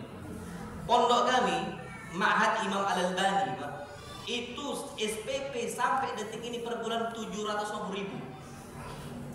750.000. Setengah santri kami kebanyakan itu nggak mampu. Bahkan ada yang bayar 200.000, 300.000, bahkan ada yang full gratis. full gratis Pak. Antum datang ke pondok Pak, antum gak mampu ngomong aja, ahlan, ana marhaban, ahlan wa sahlan. Ana buka, Pak. Wallahi ana buka, antum ana. Kesulitan antum, kesulitan ana buka, wallahi ladzi. Antum datang aja. Yang penting syaratnya itu ada surat resmi, surat apa? Tidak mampu. Ana terima, ahlan wa sahlan. Terus gimana? Kapan kami makan? Santri kami makan. Kapan kami nggak makan? Sama-sama puasa, sudah. Itu saja Pak. Pernah bahkan Masya Allah, karena subsidi silang itu belum terjadi, karena paling mentok-mentoknya wali santri itu bayar 750.000. Dan santri kami sekarang tahun ketiga itu 90 orang. Jadi tiap tahun itu sekitar 30 orang lah ala kuliah. Jadi ketika kondisi itu pernah sekali Pak anak tuh nangis Masya Allah. Dikabarkan Ustaz, ini duit kita habis itu Ustaz. Gak bisa anak-anak ini beli makan nasi kayaknya, beli beras kita gak ada duit. Wallahi adi mana sampai itu Pak, malu sekali, gimana lah ini anak-anak gak bisa makan. Kalau kita dewasa bisa puasa, ngerti gitu ya Pak. Kalau anak-anak dikabarkan kayak gitu, gimana hati mereka kan gitu. Apalagi anak santri yang sibuk dengan kalamullah, sibuk dengan hadis Nabi SAW, itu jadi pikiran anak terus. Akhirnya anak bilang telepon, Ustaz, anak mohon sama antum, mohon kepada Allah Subhanahu Wa Taala, minta sama Allah kita dibelikan, kita bisa apa digunakan untuk beli beras. Anak telepon Ustaz ini lagi, pokoknya minta sama Allah masing-masing dari kita agar ada beras. Nggak lama Pak, nggak sampai seminggu ada ikhwah yang bilang, Ustaz, ana mau ke pondok antum ngasih beberapa karung beras plus duit 10 juta. Masya Allah. Ana nggak tahu Pak kondisi. Sampai detik ini pondok itu berjalan alhamdulillah. Jadi kalau antum Pak usahakan jangan masukkan anak antum ke sekolah umum, jangan, wallahi jangan. Anak antum nanti kawannya perokok, kawannya pacaran, kawannya berzina ngikut, main judi ngikut, jangan Pak, udah cari sekolah sunnah. Kalau mahal ke pondok anak sudah. Kalau antum memang nggak mampu lagi datang ke anak antum, sampaikan aja padanya sudah. Anak antum anak-anak dan kita sama-sama apa? Sama-sama berjuang untuk menegakkan agama Allah Subhanahu wa Ta'ala, sudah Pak. Antum jangan sampai anak antum sekolah umum. Itu saran anak. Karena ada salah satu santri, mantan santri. Anda nggak sebut nama pondoknya apa? Ini pondok terkenal. Anda kalau sebut namanya tuh bakal tahu pondok itu. Dia dikeluarkan oleh orang tuanya, disekolahkan ke sekolah umum, Pak. Udah megang rokok, sudah. Goncengan sama perempuan di belakangnya. Itu terjadi, naudzubillah. Padahal dulu nih santri yang dulu mungkin bukan orang-orang rendahan, berprestasi. Tapi ketika dikeluarkan keluarnya waktu itu karena suami dan ibu bapak itu cerai. Bapaknya pengen maksa anak tetap di pondok, ibunya memaksa anaknya apa? Keluar. Nah, kondisi yang qadarullah hakul hawana hak asuh anak itu ada di ibunya. Udah Pak, ditarik, disekolahkan ke sekolah umum, ngerokok segala itu. Itu makanya saran Anda Pak, pendidikan anak itu penting, wallahi azim. Ana harapkan ana, antum dan bersama anak-anak jumpa salaman dengan Nabi kita Muhammad sallallahu alaihi wasallam. Itu wallahi azim. Enggak, ana bangun pondok bukan karena apa-apa, udah. Gaji ana di bawah UMR sudah. Ana sorah kenal ngomong sama antum, ana enggak harapkan di situ. Tapi rezeki Allah tuh luas, bumi Allah tuh luas. Enggak di situ lah, di mana-mana bisa. Kok ada jualan juga sama ana jualan? Bisa, alhamdulillah. Tapi kita itu harus sadar Pak, gimana kondisi anak kita nanti nasibnya. Sekarang belum ada perzinaan. Ada pertanyaan limanya. Sampai jam berapa kita? 11:30 ya? Sebentar lagi. Jam 1. Baik. Jadi harapan anak pendidikan atau penting, wallahi Pak. Wallahi azim, anak gimana kondisi kasihan Pak, anak-anak kaum muslimin, anak itu kondisi kasihan. Dan anak lihat beberapa orang yang nggak bisa belajar karena kekurangan ekonomi. Anak rasakan itu. Anak rasakan itu. Ada beberapa orang nggak bisa kajian, nggak bisa belajar untuk ilmu gara-gara ekonomi. Sebenarnya bisa kalau kita usaha. Ada memang betul ada yang berbayar, ada yang gratis. Kalau nggak bisa berbayar, jangan celah yang berbayar sudah. Nggak usah fitnah sana, fitnah sini. Kita nggak setuju memang metode itu. Tapi kita cari yang gratis. Sekolah-sekolah sunnah banyak yang murah, Pak. Banyak, usahakan bismillah. Minta tolong kepada siapa? Allah SWT. Pendidikan anak itu apa? Sangat penting. Wallahu a'lam bishawab, karena hitungannya apa? Sedekah jariyah. Wallahu a'lam. Berikutnya yang perlu antum ketahui, hadapi kekurangan pasangan dengan menutupi aibnya. Ingat apa kata Allah SWT? Allah berfirman, kalian libasul lahum. hunna libasul lakum wa antum libasul lahun. Istri-istri kalian pakaian untuk kalian dan kalian pakaian untuk apa? Istri-istri kalian. Maksudnya kapan istri salah itu udah libas. Ini enggak, naudzubillah. Suami istri bercerai. Ya Allah, aib suami disebarkan, aib istri disebarkan. Pak, semua infotainment mungkin datang berusaha mencari aib-aib mereka berdua, naudzubillah. Nggak kayak gitu kita hidup, Pak. Apa kata Allah? Fa'amsikuhunna bima'ruf. Kalau mau rumah tangga bertahan dengan cara yang baik. Kalau nggak bisa, ausarrihuhunna bima'ruf, cerai dengan cara yang apa? Baik. Kenapa? Istri kita itu libasul lakum, pakaian untuk kalian. Wa antum libasul lahum, dan kalian itu pakaian untuk mereka. Jadi gimana? Masya Allah, Pak, ada penerapan yang bagus sekali. Jadi ada suami istri cerai di Saudi sana. Suami istri apa? Cerai di Saudi sana. Ketika itu suami meminta haknya, akhirnya dibawalah ke pengadilan, mahkamah syariah, pengadilan syariat. Ketika dibawa ke pengadilan syariat, salah satu syaratnya sidang diberlakukan kalau istrinya membuka cadar biar tahu identitasnya ini siapa. Ketika dipaksa untuk dibuka cadar, mantan istrinya nggak bisa. Dia malu kapan wajahnya dilihat oleh laki-laki yang bukan mahramnya. Nggak mau, berkali-kali nggak mau. Apa kata suaminya? Jangan buka cadar istri saya nggak akan ambil hak saya. Masya Allah. Itu libas. Apa? Libas. Pakaian kita nih, Pak. Aib istri sudahlah. Jangan diumbar. Itu kalau sudah cerai nggak boleh kita umbar. Apalagi masih dalam rumah tangga yang sama. Nggak boleh. Jadi kalau antum mau awet, tutup aib pasangan masing-masing. Wallahu a'lam bishawab. Kemudian kita percepatkan di sini. Pentingnya musyawarah dan saling menasihati dalam urusan agama. Musyawarah itu penting sekali. Kenapa? Karena orang-orang musyawarah, apa kata Allah? Wa amruhu syura bainahum. Mereka ini perkara yang saling musyawarah. Ingat lo ya, musyawarah itu penting, tapi keputusan di tangan siapa? Suami. Istri nggak boleh marah, nggak boleh ngedumel. Kapan udah musyawarah, keputusan diputuskan oleh suami, istri nggak boleh marah. Jadi jangan paksakan, tapi tetap harus musyawarah. Contohnya, Dek, abang ditawarkan di perusahaan ini, gimana menurut Adik? Kasih solusi, coba kasih pandangan, kasih gini. Antum pertimbangkan nih, pertimbangan istri sama pertimbangan antum. Nah, kalau antum sudah putuskan, ya sudah. Ini harus ada komunikasi yang baik. Dalam urusan agama aja. Antum mau sekolahkan anak antum di pondok, misal Imam Bukhari ada, Ali Rashad ada, Bin Bas ada, misal apa lagi ada dan sebagainya. Antum bingung di mana yang paling baik? Musyawarah. Habis itu putuskan mana yang terbaik dari SPP biaya, pendidikan, sebagaimana lingkungan dan sebagainya. Itu harus ada musyawarah. Jadi istri itu harus dianggap. Jadi jangan sampai istri nggak dianggap musyawarah, nggak diajak musyawarah. Karena banyak suami-suami itu langsung memutuskan tanpa ada musyawarah. Usahakan musyawarah karena istri itu lebih merasa untuk dihormati. Na'amullah a'lam bishawab. Itu yang dapat Anda sampaikan. Jadi insyaallah subhanahu wa ta'ala, kalau niat nikah kita adalah untuk ibadah dan mencari ridho Allah subhanahu wa ta'ala, Allah akan jadikan pernikahan kita langgeng, penuh berkah dan penuh kebahagiaan di dunia ataupun akhirat, sehingga rumah tangga kita menjadi rumah tangga yang sakinah, mawaddah dan apa?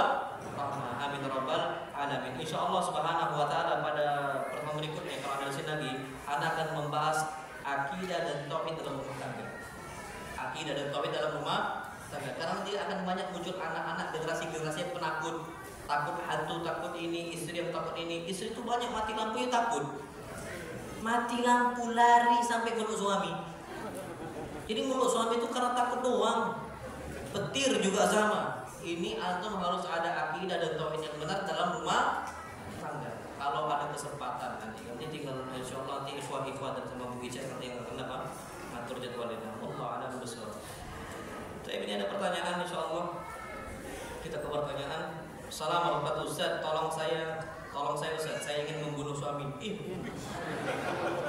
Kalau gitu Anda nggak mau nolong lah. Tolong saya Ustaz, saya ingin bunuh suami. Masya Allah. Masya Allah. Dan mengakhiri hidup anak-anak saya. awal pernikahan suami saya berselingkuh berulang kali ketahuan tapi tidak jera hingga tidur bareng wanita lain. Di masa jaya ia perhitungan dengan uang, memberi nafkah hanya sebatas keikhlasannya dan mementingkan ego kesenangannya. Setelah Allah ambil semua nikmat dunia hingga pekerjaannya, ia sibuk berjudi. Tinggal semua harta kami habis dan hutang di mana-mana. Saya terima dan jalani semua satu persatu demi anak-anak dan mengharap ridha Allah SWT menjadi jalan penggugur dosa. Tapi sampai saat ini dia malah berulang kali melakukan kesalahan yang sama. Saat ini sudah hilang rasa marah saya, tapi rasanya saya ingin melihat dia tersiksa, menyiksa sampai membunuhnya. Dan terpikir bagaimana jika anak-anak saya akhiri hidupnya agar saya bisa lepas dari semua rasa sakit dan kecewa ini. Semua cara sudah saya coba dan ini sudah berjalan belasan tahun namanya. Saya capek Ustaz. Istighfirillah. Minta ampun dari siapa? Allah. Saran anak apa? Gugat cerai. Suami udahlah selingkuh, berzina dengan wanita lain, berjudi, nggak nafkain anak-anak dengan nafkain istri, maka nggak boleh bunuh suami. Hukumnya haram, dosa besar. Penyelesaiannya bukan itu. Penyelesaiannya apa kata Allah? Pisah dengan cara apa? Baik-baik. Itu caranya. Fa'amsikuhunna bima'ruf. Kalau mau bertahan dengan baik. Kalau mau berpisah, usrihunna bima'ruf. Berpisah dengan cara baik. Terus juga, kenapa ibu pengen bunuh anak? Ini kan zalim kan? Wa ma dzanbu haula? Apa kesalahan anak ibu? Loh, dengan gampangnya yang penting saya bisa hilang rasa kecewa. Itu zalim syaitan itu. Yang ngasih waswas syaitan, ittaqillah. Hati-hati sama Allah. Itu anak itu bukan kita yang buat, yang ciptakan siapa? Allah. Allah akan tanya, keinginan ini, hati-hati keinginan ini. Hapus dari hati kita. Allah berfirman, wa idzal mau'udatu su'ilat bi ayyi dzambin qutilat. Ketika anak dikuburkan hidup-hidup, nanti pada kiamat mereka akan ditanya, bi ayyi dzambin qutilat. Atas dasar apa mereka itu apa? Dibunuh. Jadi bu, ittaqillah. Itu was-was dari siapa? Syaitan. Itu was-was itu, was-was. Mungkin kalau bisa terukyah kena itu, bisa berdampak itu, bisa jadi kemasukan. Bisa jadi sampai ke tahap itu. Jadi orang itu akan sulit sembuh dari penyakit pikiran bahkan kejiwaan psikis itu ketika masih ada dendam hasad. Pasti ada. Caranya pisah dengan cara baik. Urus pengadilan agama ke PA datang urus. Insya Allah mudahkan. Udah selesai. Nikah dengan yang lain sudah. Kalau sarannya udah jangan kepikir bunuh untuk anak-anak itu jangan. Zalim. Sekarang antum tahu hadis Nabi. Ketika Nabi mengatakan, apakah engkau melihat ibu itu tarihatun waladaha finnar? Ibu itu mungkin gak mencampakkan anaknya ke kubangan api. Apa kata Nabi? Mungkin gak? Kata para sahabat, gak mungkin. Apa kata Nabi SAW? Allahu arhamu biha min hadhihi ummi biwaladiha. Allah tuh lebih sayang terhadap hamba-hambanya dibandingkan sayangnya ibu terhadap apa? Anaknya. Bu, normalnya wanita tidak akan menyakiti anaknya, nyiksa anaknya, apalagi sampai bunuh anaknya. Minta tolong sama Allah. Ista'ini billah. Minta tolong kepada siapa? Allah. Was-was itu was-was. Terus solusinya jangan sering-seringlah kajian. Gabung terus sama ummahat. Sambil proses perceraian. Saran anak cerai sudah. Bukan cerai. Saran anak bukan cerai, tapi sering-sering gabung sama apa? Umat, cari lingkungan yang baik. Kalau memang udah nggak bisa lagi, apalagi sampai apa dendam seperti itu. Nah, Allah a'lam bishawab. Bismillah Ustaz, apakah benar bahwa istri yang suka marah-marah itu membawa keberkahan? Enggak lah. Berkah pula. Enggak berkah itu. Mana ada berkah? Wanita-wanita yang berkah itu mereka-mereka yang tidak suka marah-marah. Yang mana lisannya mereka itu, suara mereka itu di bawah suara siapa?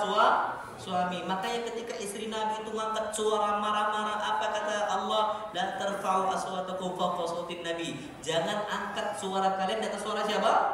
Nabi, jangan. Jadi nggak berkah itu. Nggak berkah, ini kaidah ngada-ngada itu. Karena ada kisah ulama yang mempunyai anak yang soleh atas kesabaran terhadap istri yang kurang baik. Nah, itu betul. Tapi bukan berkah. Itu keberkahan karena apa? Bukan berkah istrinya, tapi berkah kesabaran siapa?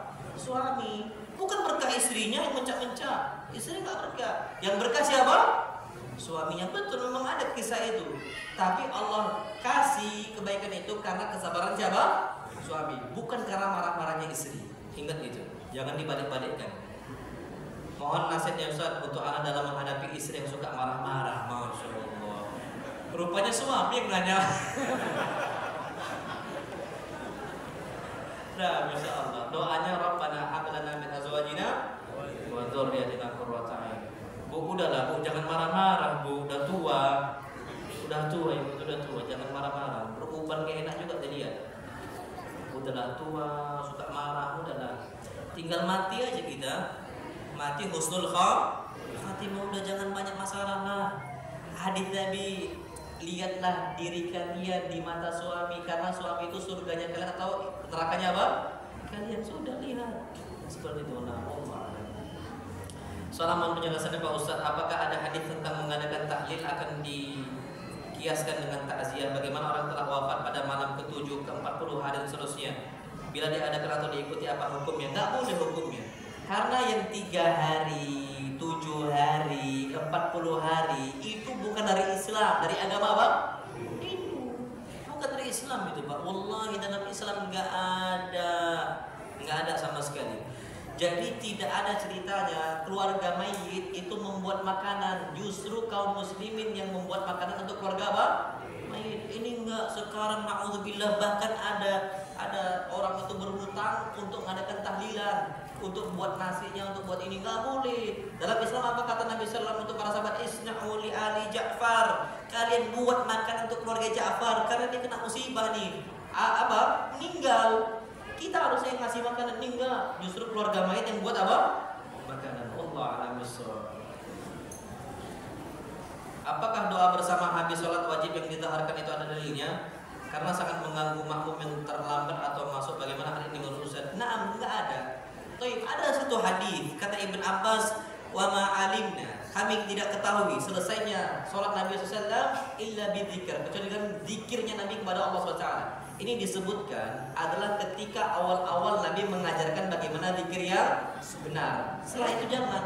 Boleh nggak baca Al-Quran sampai ganggu orang sholat? Nggak boleh. Apalagi cuma sekedar zikir yang biasa, nggak boleh. Mali unaza'ul Quran kata Nabi. Kenapa saya lagi sholat diganggu dengan baca Quran yang lain? Nggak boleh. Apalagi cuma sekedar zikir. Itu yang perlu kita ketahui. Allah a'lam bishawab. Salam Pak Ustaz, saya seorang mu'allaf masuk Islam saat nikah sama suami. Pak Ustaz, saya nikah sudah 10 tahun. Saya sedang berhijrah belajar agama Islam, belajar mengaji baru 3 tahun ini. Sampai sekarang suami saya tidak pernah mengajarkan ilmu agama dan ajarkan saya baca Al-Quran. Bahkan saya mengajak menuntut ilmu di masjid itu selalu beralasan ini itu. Suami saya selalu lebih menjaga pertemanan sama teman daripada menjaga hubungan komunikasi dengan saya. Selalu tertutup dengki sama saya. Jika ada sedikit kalimat yang tidak enak langsung ngambek dan diamkan saya, bisa sampai berminggu-minggu, berbulan-bulan. Tapi sama teman selalu disanjung, dibaikin karena merasa temannya lebih penting. Mohon nasihatnya Pak Ustadz, selain sabar dan berdoa, apa yang harus saya lakukan? Sedangkan suami saya nggak mau cerai. Apabila saya minta cerai, terus malah dendam sama saya. Terima kasih Pak Ustadz. Masya Allah ya. Itu memang betul-betul datang dari syaitan. Kalau sudah seperti itu, melihat kondisi suami sering sama kawan, wallahu a'lam bishawab, kata para ulama, Pak, kita itu harus mencukupkan suami kita di 3 hal. Ibu-ibu ini penting Bu, untuk ibu-ibu. Gimana cara suami nggak suka nongkrong sama kawannya? Para ulama katakan kenyangkan suami dengan 3 hal. Kenyangkan matanya. Makanya kalau suami di rumah jangan pakai daster bolong.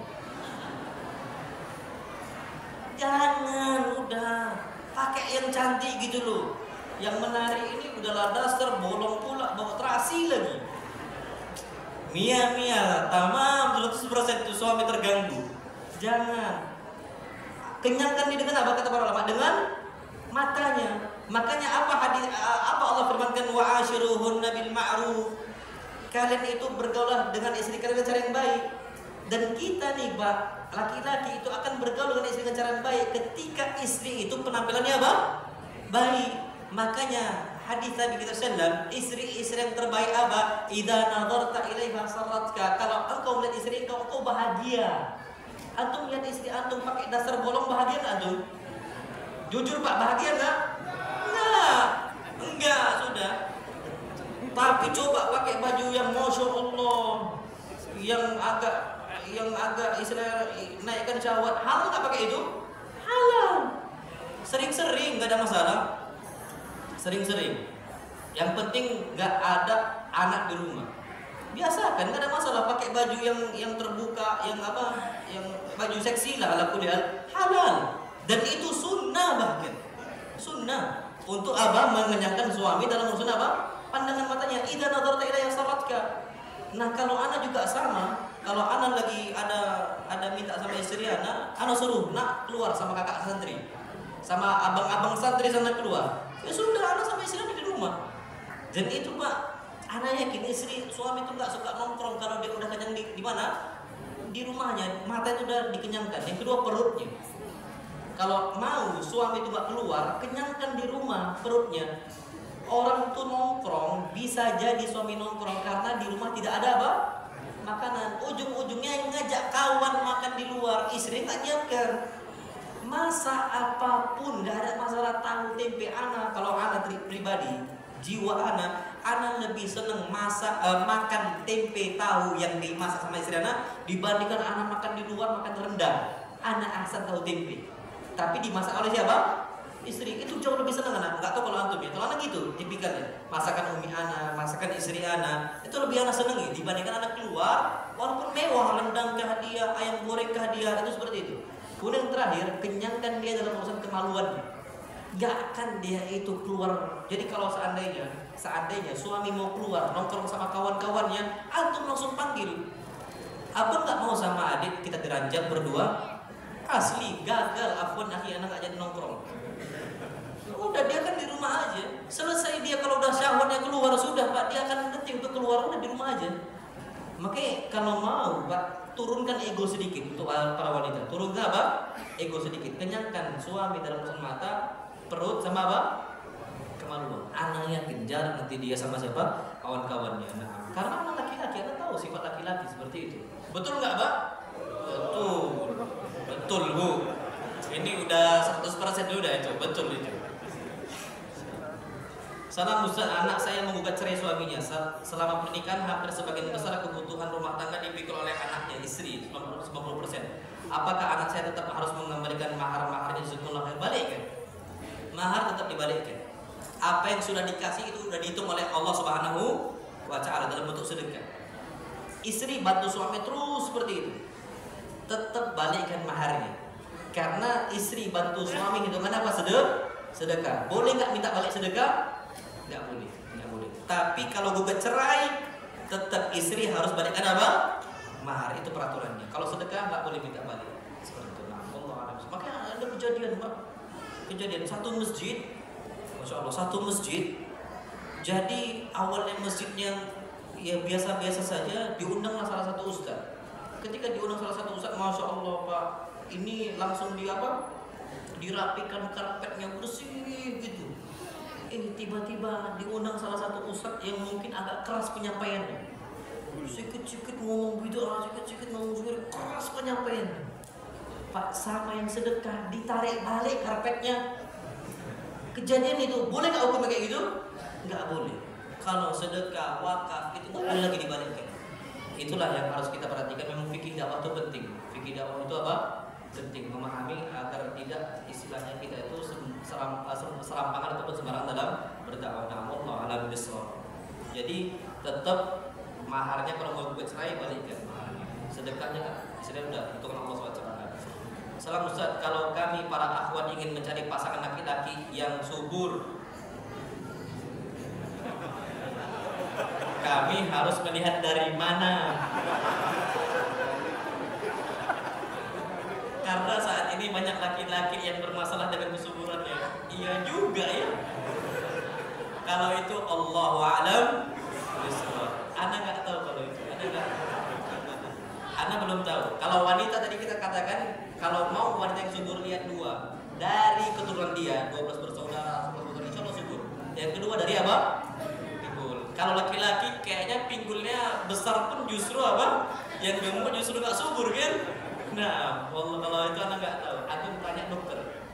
Fas'alu ahla dzikri in kuntum la ta'lamun. Tanyakan yang lebih orang ahli ilmunya kalau kalian nggak tahu. Kalau anda nggak tahu, Allah. Salam Ustaz, istri saya sakit keras dan cuci darah sejak awal-awal nikah dan sudah berjalan 2 tahun lebih. Apakah pahala mengurus istri yang sakit sama sebagaimana istri mengurus suami yang sakit? Selain itu saya tidak mendapat pelayanan sebagaimana pasangan suami istri. Nah, antum berpahala besar, wallahi ladin. Antum ngurus istri antum itu pahalanya apa? Besar. Anak, wallahi ladin, kalau ada anak yang nggak ada yang ngurus, Pak, wallah anak akan ambil itu, anak akan urus sudah. Bismillah, nggak ada bapaknya sudah, nggak ada bapaknya sudah. Anak masih ada jiwa kemanusiaannya. Lah ini udahlah manusia, kedua istri antum masih antum nanya hal yang seperti ini, urus sudah urus. Terus gimana kalau kondisinya, kondisi nafkahnya kita itu nafkah batin kita itu nggak bisa menyalurkan syahwat kita dan sebagainya. Wallahu a'lam bishawab, dibicarakan dengan sebaik mungkin dengan istrinya.